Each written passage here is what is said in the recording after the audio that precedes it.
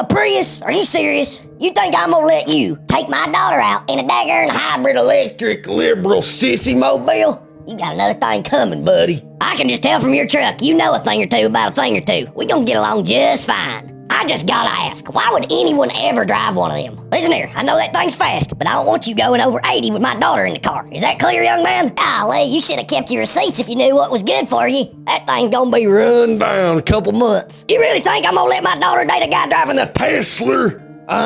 Ain't no communist socialists around here, boy. Only Republicans.